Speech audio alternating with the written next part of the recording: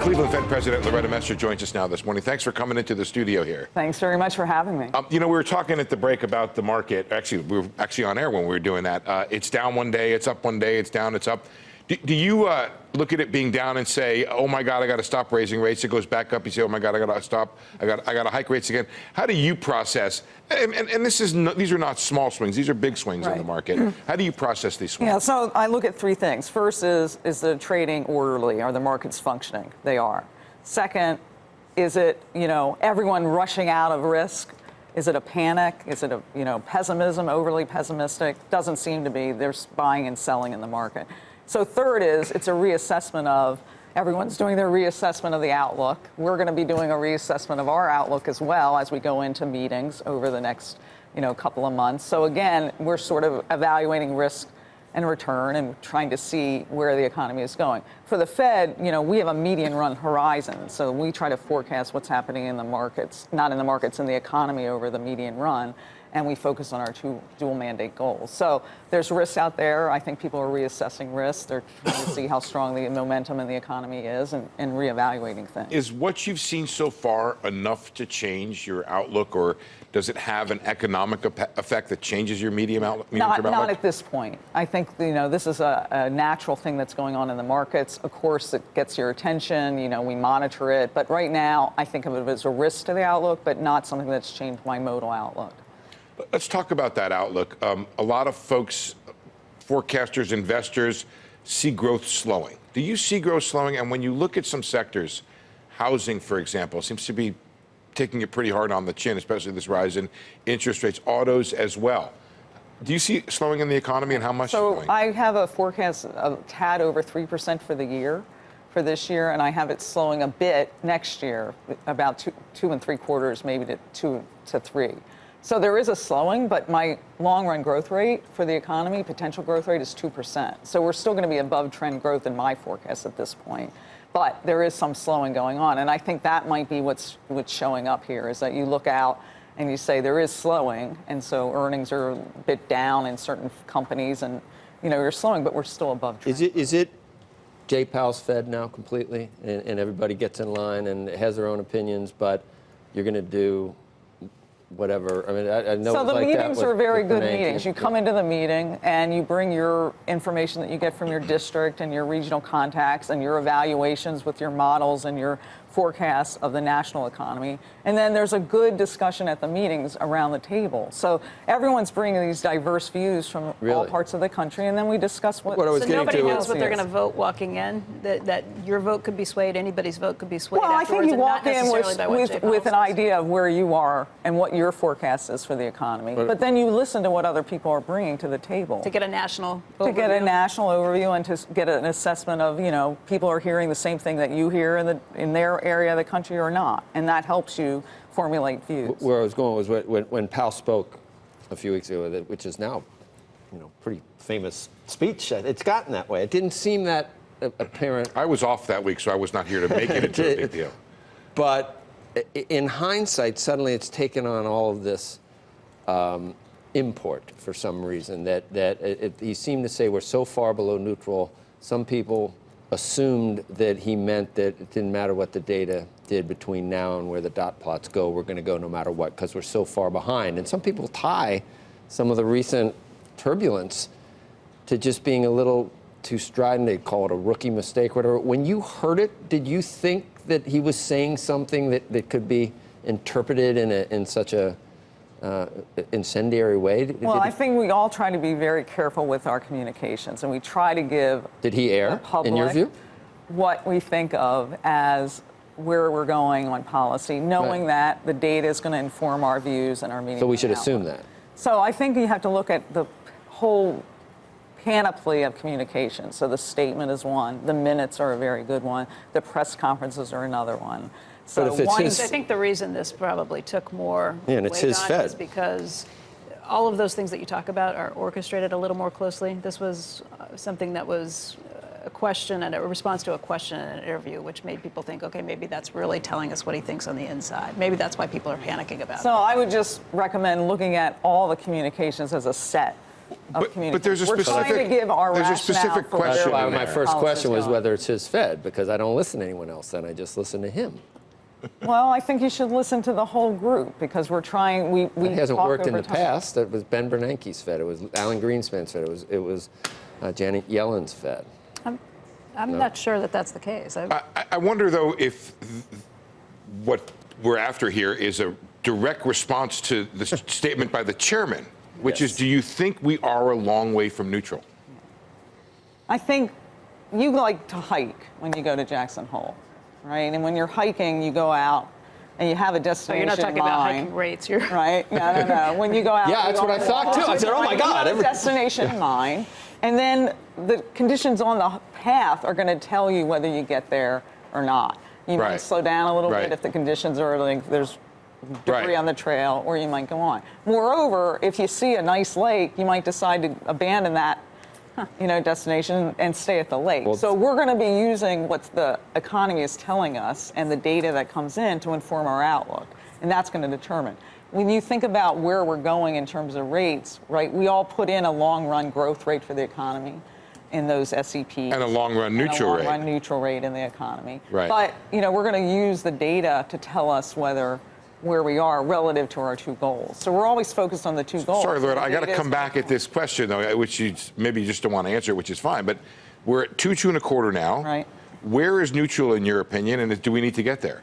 So the long run, if you look at the SEPs, Right. my long run growth Fed funds rate is 3%. Okay. Okay, but the neutral rate is going to vary over time. Okay. It's not a one-time number. So if there's headwinds in the economy, as there was in the financial crisis, right, we went slower, right, because the short-run neutral rate was lower. If there's, tailwinds, right, then the short-run neutral rate is going to be above. And so we have to use what's going on in the economy to inform us about where policy should Right. be. Okay, data dependent, no one knows what's going to happen. But when he said it, we already knew about the trade issues.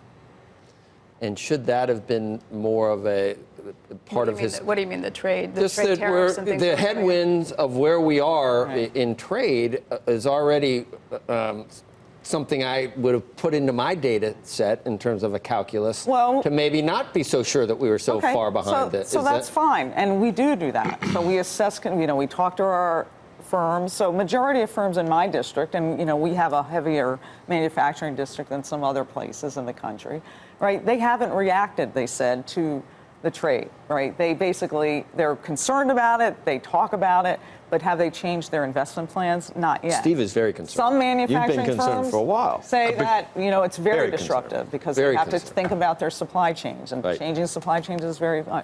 So I think that is in the calculus of risks. And if you look at the minutes of the FOMC meeting, you'll see that trade and tariff policy is one of the risks to the forecast. Can I just follow up on this? You said earlier, Loretta, that everyone walks into that meeting with their own ideas of what they're seeing in their districts. What we're trying to figure out in the markets right now is how quickly the economy is changing, how quickly the economic growth is being impacted. Right. From what you're hearing from everyone, what is your opinion right now that you're taking in from everyone you hear? Yeah. Is this slowdown for real? Is it something we need to be concerned about? I think the economy is slowing from the very strong growth that we had earlier, but it's still an above-trend growth rate. So we see this slowing down. Now, we're always assessing continuously the risks to the forecast. It could be that there's upside and downside risks. There's balanced risks here, which we haven't had in a long time, right? So the upside risk, it could be that, business sentiment has been very high. That's a tailwind. We also have fiscal policy. That's been a tailwind. On the downside, we have the global economy is slowing, right? And that potentially affects the U.S. economy through appreciation of the dollar and other avenues. We also have the trade and tariff uncertainty. Even if you think about the direct effects of the tariffs, right, it's also the uncertainty that the tariff and the trade policy can have on firms. And so there is, some downside risks and some upside risks. Your colleague, Neil Kashkari, in this morning's Wall Street Journal, takes account of all of that uncertainty. The conclusion he comes to is it's time to stop hiking rates, that the Fed should stop hiking rates and take a look at the effect of trade, take a look at the effect of fiscal policy, take a look at the effect of global weakness. Do you join him in that sentiment? Well, he's been saying that for quite a long time, right? So that's not a new view for Neil. He was saying it when I thought he was wrong. Well, he said it again this morning. Yeah. So, I mean, I think that's the point, that we all come in with sort of different views of the economy. I think that financial conditions are still accommodative. I think that the economy is still growing above trend. I think the unemployment rate is at its lowest level since the late 60s. And I think inflation's at our target. So that's a strong outlook, right? And suggests that we probably need to be gradually thinking more about taking back some of the accommodation. But again, I don't think we can say where we're getting to at this point. We got to assess the conditions on the ground, and as we go forward, use those conditions to inform our outlook. We had Rick Reeder from BlackRock on this week, and he looks at the bond markets, and his concern with what he's been seeing in the markets is that it's this big kind of game of Jenga, where you pull out brick by brick and hope that you're not going to topple the tower. Right. He said the Fed is pulling out bricks from one side as it raises rates and pulls away liquidity, and the Treasury is pulling from the other side as they're selling more bonds to try and finance the needs of the government. He thinks it's going to be okay, that the Jenga tower is not going to topple, but he thinks it's going to happen, that it'll be safe because the Fed will stop. I think we're going to keep our focus on the economy, right? What's going on with inflation? What's going on with maximum employment, right? And so that's what we're focused on always when we're thinking about calibrating our policy to the economy. So if the conditions on the ground change and our forecast over the medium run changes, we're going to try to set policy right appropriately to try to keep those goals in mind. So again, he could be right in terms of we might move faster or slower, but we're always focused on those dual mandate goals, and it's always informed by the data what's going to happen to the medium run outlook and the risks around the outlook. I thought when Joe was asking you about the meeting, he was going to ask you if there was bacon at the meeting. Yeah. And so I'm going to do that for him. Is there bacon at the Fed meeting? There probably is, but I don't eat bacon. You don't eat so bacon. I don't know. I'm not. I think that had to be asked, otherwise it would be a loss of opportunity.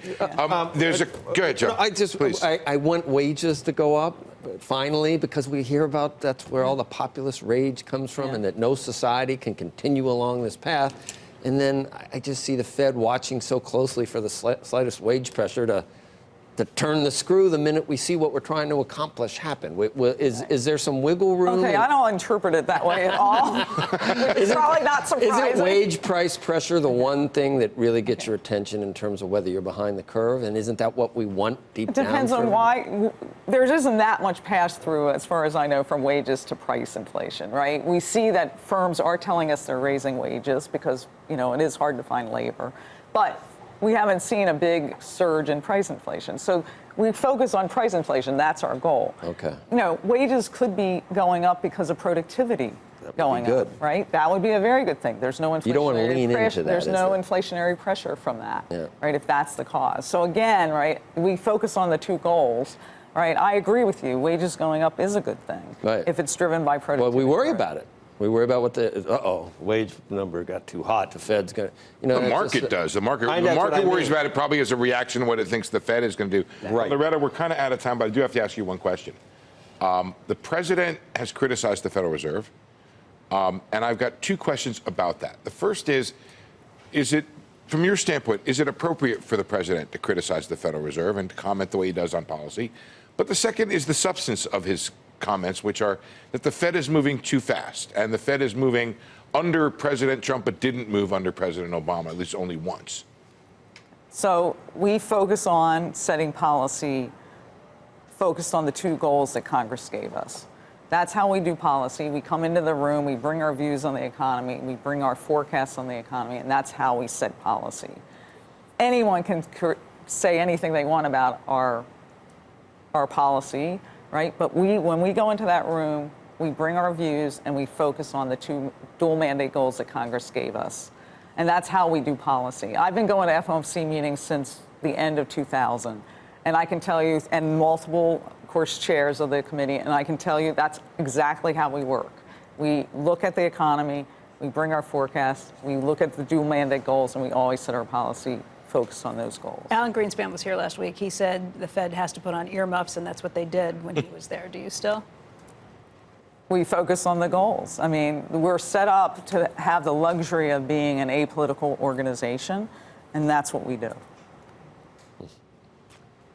That was great. Thank you. Loretta, thank you so much for being here. Steve, Thanks. thank Steve, you. thank you.